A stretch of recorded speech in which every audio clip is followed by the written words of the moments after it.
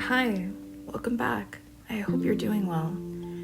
If you're new, welcome. This is just usually videos about what goes on in my mind, and if you're a returning listener, thank you. So, as you can probably tell from today's title, I'm going to be talking more about why I feel as if it's hard being mixed race or identifying as biracial, specifically in the country where I live in, which is in America. So for background knowledge, basically I identify as half Asian, half Black. Specifically more, I would see myself more as an Afro-Filipina woman. But to go even more deeper into my background, I believe that I didn't really recognize diversity until I was probably much in my late teens or when I first entered college. To me, I grew up in a state that was really well known to be conservative, and I basically grew up in an environment where it was very religious and it was predominantly white. I had grown up in that state for so many years that at that time I considered the population being super white normal. And I'm not going to lie, it really did affect my identity as a kid because I didn't really see other students or kids who were like me, and I was trying to fit in a lot. I remember there were days where I was trying to flat iron my hair because I had wavy hair and I didn't know how to control it. There were days where I felt like I wish I was the similar religion compared to the rest of the student population, because I felt like if you were going to that same church, then everyone would know you, you would still be part of the community, and you would still be doing after school activities. But when I went to school, it felt like everyone had their own sort of niche, and in a way I felt left behind. Yes, there was still, of course, that small population of minorities that I had good friends with, but it just didn't feel the same. I don't know why, but it felt like I was a minority within a minority when it came to being biracial, because sure, there were other students that weren't white, but when it came to students who identified with more than one race, it wasn't so common in my state, and I felt like I always had the need to explain myself, and I had this way of becoming jealous of other people because they felt so sure of their culture and their heritage. But when it came to me, it felt like I was just some person being whitewashed and not knowing anything of my cultural heritage at all, because I felt like my parents were trying to chase this American dream. Now, I'm gonna go back to pinpointing this ideology of the American dream. For those of you who don't know about it, it was basically like this mindset and perspective for people out of the country thinking that the US held many opportunities, and lots of people just felt the need to come here to grow into the lifestyle, to work, to have a family, and not have any problems at all financially. The whole point of it, I would think, is to provide stability and to make things last for our future generations. So at the time, my mom is Filipino. She grew up in the Philippines for most of her life, and she met my dad at the military base. When they got married and she moved to America, I remember her telling me all these stories about the hard adjustments that she had to go through. For one thing, the language barrier was a huge moment of change for her. She told me it was very difficult for her to go to job interviews because she had a very thick accent, and not only did she have a thick accent, but people would also have the nerve to tell her and insult her straight to her face that she had an accent, even though she grew up learning English. Another thing was the weather. When my parents first got married, they actually ended up living up north, specifically Chicago. And if you can imagine growing up in a super warm, humid climate and then moving to a super cold, windy, gray area, oh my, I don't really know how my mom did it, but my mom specifically wanted to come to America not just to marry my dad, but also trying to look for something that will help her last and grow a family where she doesn't have to worry about money. So going back to this American dream of self, my mom was telling me how she had to train herself to basically learn how to adapt to this environment, learn how to not only accept her accent, but learn how to hide it, because she knew that that was basically a potential bias from job interviews. At the time, she felt like she had to learn how to cook and love American food and culture. She felt the need that she had to constantly go to the movie theaters. She thought that she had to hang out with American people, and in a way, I feel as if that provided a lot of homesickness to her. But because both of my parents at the time felt like they were doing something right by adapting to this new fast lifestyle, I think that when they incorporated those things into their lives, they put that with me and my sibling.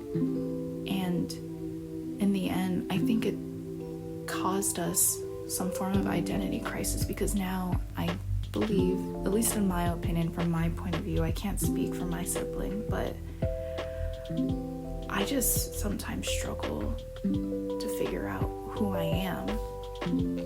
My parents sacrificed their own culture in order to adapt to another, thinking that they couldn't have both cultures and raise their children in both.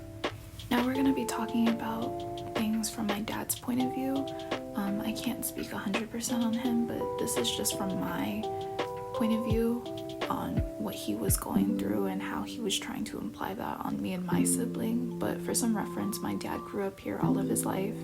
He grew up in the East, but specifically, I think it was a really hard thing for me and my sibling trying to quote-unquote fit in within the Black community, because I felt like, at least in our side of the family, there was a lot of brokenness and a lot of trauma, and at the time, it felt like the only thing that I could relate to when it came to being in the Black community is my dad. So he was definitely, I feel like, all I had to show me the reputation of what it means to be Black. But I feel as if it was very hard to do that, because one, there was probably just a lot of pressure, and two, I believe that being in a conservative state for many years in your life, you sort of kind of adapt to those morals. So I believe, at least, my dad had some conservative ideals, but in reality, I think he was just trying to protect me. But because he was so conservative in a way, that basically left me and my sibling to have no knowledge at all about what our Black side was really about. And it also made it harder because, as I mentioned before, we grew up in a super predominantly white neighborhood. So we didn't really have a lot of Black friends or Black family members to really look up to. It was just me and my family. So if you can imagine this, pretend that I am drawing a Venn diagram. One side is labeled the Black side of my family, and then the right side is labeled the Asian side of my family. And then you have that center little piece of the Venn diagram, which is me and my sibling. We identify obviously as both Black and Asian, but because I have labeled all the information between my Black and Asian side, right now I feel like that centerpiece of the Venn diagram is completely empty, because right now I feel like I am at a loss on how to incorporate both sides of my culture within my identity without trying to force it. For even more reference, I should say this. I don't speak my mother's home language. I don't really know how to cook Filipino food. However, I grew up with certain things that was part of our culture. Like, I believe that when I was very young, I definitely grew up a lot with Filipino food. My grandmother was always cooking. I grew up with the TV shows. I definitely grew up with the language. I grew up with this idea thinking that there was really nothing wrong or to feel embarrassed about these traits from my community, but because I really wasn't seeing that representation out in public itself, not even just outside of home. I'm talking about school, parks, parties, celebrations, anything really. It was just really hard to be able to be consistent with carrying those things on when I moved out. It wasn't until college until I realized, I'm like, oh, there's similar people who are like me who grew up in the same household. But the thing is that I didn't even take those things seriously when I was a kid. In a way, I felt like I just took them for granted. And then I come here to a new state, and all of a sudden, I not only feel whitewashed, but I also feel left out, and I feel some form of embarrassment because I don't know what to bring. I don't know what to bring as a memory of my culture. I can only explain my point of view to it. I really struggled with fitting into both sides of my family when I was younger, and to be honest, I still struggle with it right now. Sometimes I ask myself, like, am I considered to be black enough, or am I Filipino or Asian enough? But I'll be perfectly honest, sometimes I don't even know what that means. All I want to really be is myself, but I just want people to treat me the same. But at the same time, I don't want to make it seem like I'm trying to follow certain stereotypes to fit in within the community. That's just not who I am, and I feel like there should be something more than that.